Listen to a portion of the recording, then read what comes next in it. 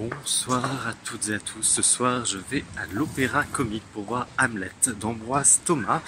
Hamlet d'après Molière. Je plaisante, d'après Shakespeare. Et pourquoi je vais voir ça à l'Opéra Comique? Parce que bon, déjà, j'ai jamais vu cet opéra. Et surtout parce que c'est mis en scène par Cyril Teste. Cyril Teste, petit coup de cœur de la saison dernière avec Festen à l'Odéon, aux Ateliers Berthier. Et donc... je suis pas sûr, je crois que c'est sa première mise en scène d'opéra. Donc je n'avais pas envie de rater ça. Et parce que aussi on adore aller à l'Opéra Comique. Ce petit cocon.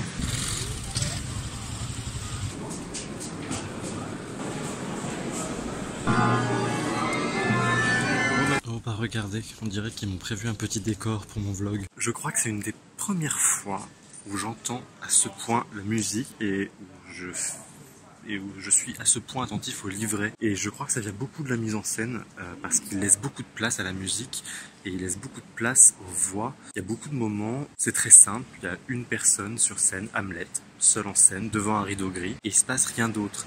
Et notamment ce que j'aime aussi, c'est que les changements de décor sont assez rapides et il n'utilise pas les moments qui ne sont pas chantés pour faire des changements de décor. Parce que trop souvent c'est ça, c'est un petit peu genre... on met les chanteurs en place quand ça chante dans un décor et puis dès que ça chante plus, on fait un changement de décor. Là, c'est pas ça du tout. Il garde une utilisation de la vidéo mais qui est quand même assez épurée, beaucoup moins que dans Festen par exemple. Et ce que j'ai trouvé très beau, c'est que c'est une image pleine qui remplit tout le cadre de scène. On a une image comme ça, en presque format carré, qui va vraiment de l'orchestre jusqu'au manteau. Ce qui m'a marqué aussi, c'est que moi, Cyril Teste, son travail, je l'ai vu à chaque fois plutôt dans des unités de lieu.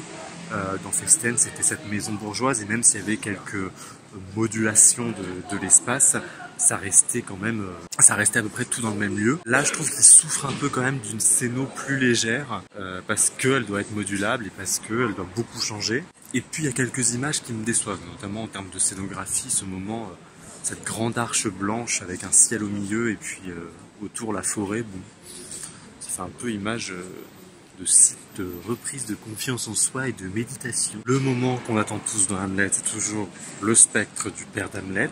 On adore voir arriver le spectre, on s'attend toujours de savoir comment va arriver ce spectre. Je pense que c'est aussi mon côté gamin, genre j'ai toujours envie de voir à quoi va ressembler le fantôme. Et alors là, je n'ai pas vu à quel moment il s'est levé, mais je voyais Hamlet qui s'adressait à son père dans la salle, vraiment à nous. Et je ne voyais pas à qui s'adresser parce que j'avais une tête devant moi et à un moment donc le spectre se met à chanter.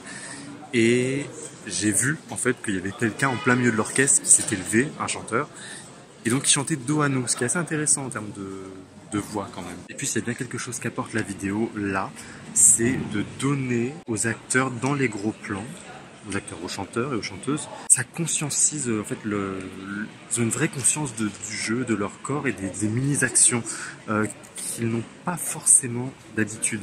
Ils ont un corps chantant qu'ils maîtrisent parfaitement et souvent ils vont peut-être un peu dans l'excès ou dans des gestes qui ont une ampleur, qui ont l'ampleur de leur voix en fait. Là par exemple ce moment où Ophélie, Cunégonde j'allais l'appeler, c'est Candide ça. Ce moment où Ophélie va toucher la main d'Hamlet qui est au sol, c'est très très long, c'est un gros plan, on voit juste leurs doigts qui vont s'effleurer. Et ben je trouve que ça apporte quelque chose à la fois dans la voix, à la fois dans le jeu, à la fois dans le corps.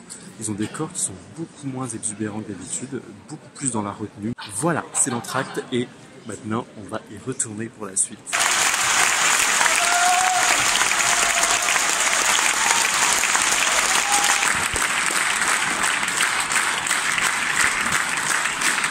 Bon, et ben c'est vraiment une réussite. Déjà sur l'utilisation de la caméra. En fait, il utilise la caméra assez peu finalement.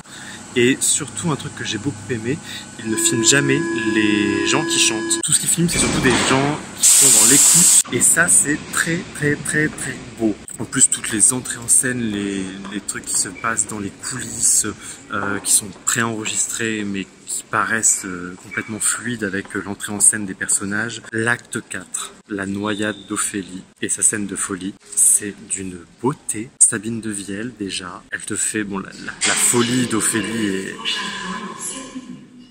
extrêmement réussi, ça c'est clair. Et après le moment de la noyade, en fait c'est un peu particulier parce que à la fin de la folie, d'un coup il y a cette grande projection d'eau, un océan un peu déchaîné. Et là tout le monde applaudit pendant 2 minutes au moins. Elle est dos au public. Et là ça repart tout doucement, tout est extrêmement doux. Et elle est juste face publique avec cet océan qui se déchaîne au ralenti derrière. Enfin, j'avais le souffle coupé jusqu'à la fin de la dernière note de cet acte 4. Le truc dommage, c'est que quand même, dans ce livret, perd quand même toute la substance politique d'Hamlet. Hein. C'est vraiment recentré sur l'histoire d'amour. La question du pouvoir est plus vraiment là et le métro arrive. Donc voilà. Fin.